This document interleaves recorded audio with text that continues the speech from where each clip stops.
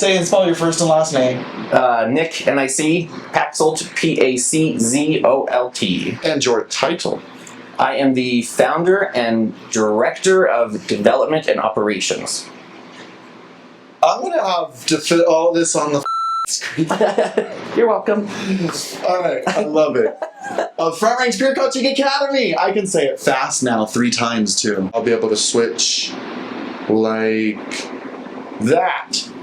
There's your logo. Delicious. Oh my gosh, and we can use this part right here too. So, okay, so there's your logo, and this is the Front Range Peer Coaching Academy. I cheated that time I had it on the screen. It is a mouthful, but it's you guys are doing a lot. So what does the day-to-day kind of look like for you? So it's kind of exciting right now.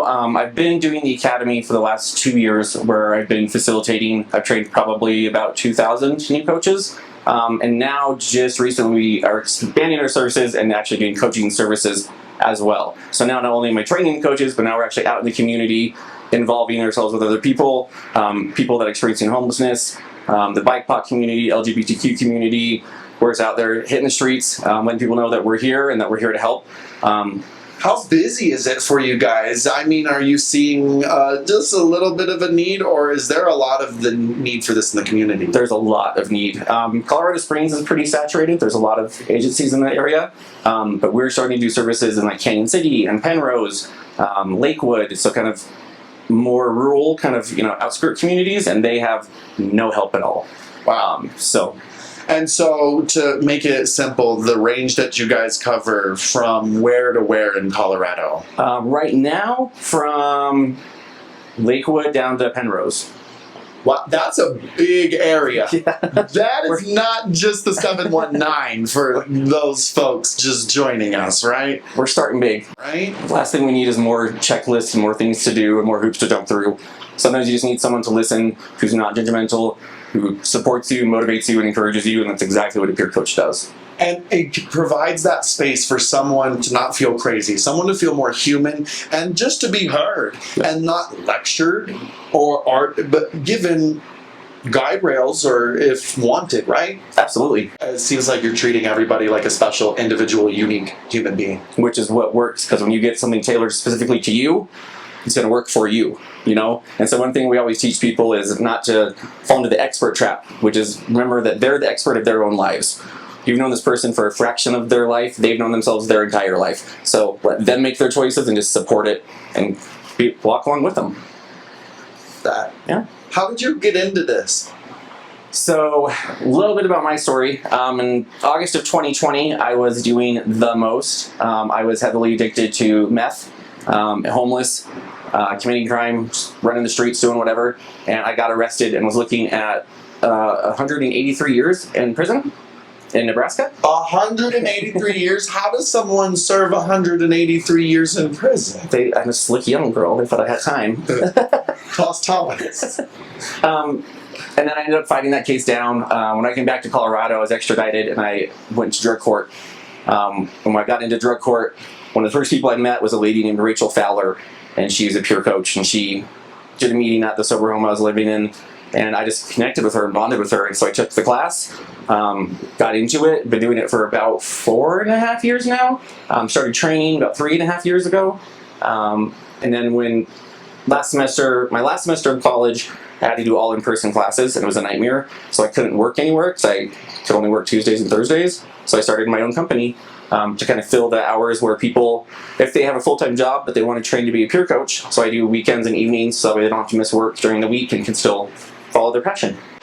So how can people get involved if whether they say I need help or I want to help? That's a great question. There's tons of agencies around Colorado Springs. If you want to get in contact with me specifically, yes. FrontRangePeerCoaching.com is our website, or we have a Facebook page, which is also Front Range Peer Coaching Academy. And we'll put that link in the description below for you. Awesome. My phone number is on there. My email address is on there. My business partner is Zoe Lopez. Hi, Zoe. She's at work right now, but hi. Her phone number and email is on there as well, so either one of us can help you. We have about 5 coaches right now. We're hiring more already in the process of, so we have a staff that's kind of constantly building. Like I said, I also train peer coaches, so if anybody wants to get into it in that sense, again, hit me up. I can get you in classes. So You offer a whole lot, Nick. I do. What else do you want to talk about, or is there anything? Did we cover it all? There is something kind of exciting going on this week. Those of you who know what MacBid is, it's an auction site. It's dangerous if you like shopping like I do. Oh my gosh, yeah, it definitely can be, especially if you love a good deal. Yes, if you like new stuff for a fraction of the price, MacBid's the place. So right now we're their charity of the week. So if you go on their website, if you click under more ways to save, charity auctions, all the items that are on there right now, all the proceeds go directly to us, and that goes to help pay for people's scholarships if they can't afford the classes. It goes for supplies for people experiencing homelessness. Helps out the community, helps us be able to help the community, so it's a really good thing. Well, with that, anything else we want to mention about you personally, your journey with Front Range Peer Coaching Academy, or just life in general? I just think it's really important.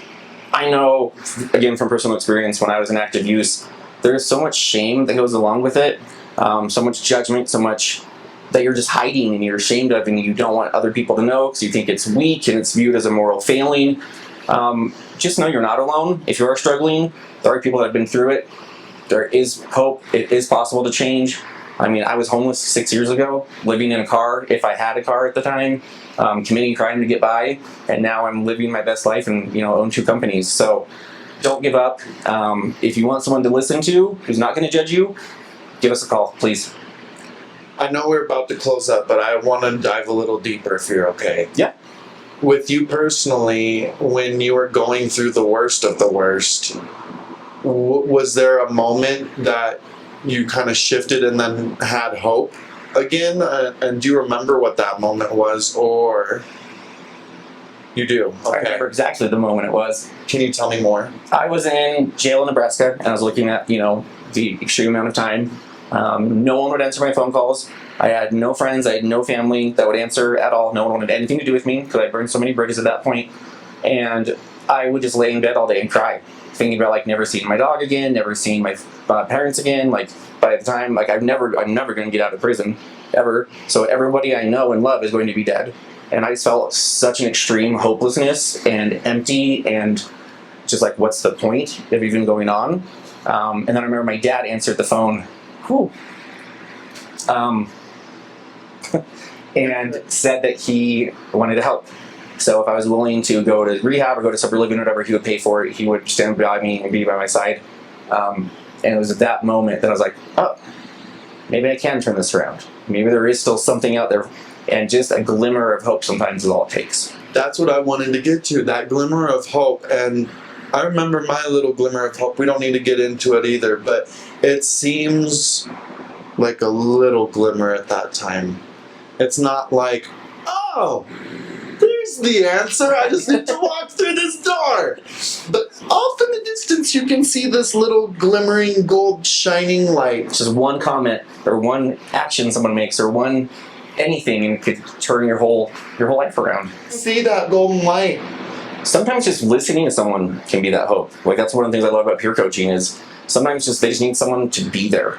Sit next to me in court, go to the doctor with me, just hold my hand, just hear me out without telling me what I'm doing is wrong. Just listen to me without judgment. Just, don't give me another thing to do. Just let me talk. And sometimes that's all it takes. And so being able to do that for people and seeing someone turn their life around is such a gratifying experience. It sounds cheesy and cliche, but it truly is so rewarding. It's impossible to describe. But when you know that you helped somebody totally change their trajectory, it's just a beautiful, beautiful thing. And it sounds like it doesn't have to be rocket science to turn someone's trajectory around, right? It's not rocket science, no. 5 days to go through the process. Mm-hmm. And it's not like you're going to be taking my blood and going to be making me run up escalators and... Strictly against exercise. And I've actually turned it into a 4-day. So I do the classes Saturday, Sunday, then the following Saturday, Sunday, and it's from 10 to 4. So 2 weekends, and then you are trained. And then how many people are you coaching at one given point in time? It fluctuates a lot. I try to cap my caseload at 15. That way I'm giving good service to every single one of them. And more than that, I feel like I'm stretched too thin. And when I say 15, I mean that's, I have 3 or 4 people who are kind of on their way out, who are kind of already self-sustaining and don't need much. So it's kind of a weekly or bi-weekly check-in on the phone with them. Then I have like 5 who, maybe once or twice a week I see them. And then the other 5 that are brand new, a little needier, everyday kind of contact.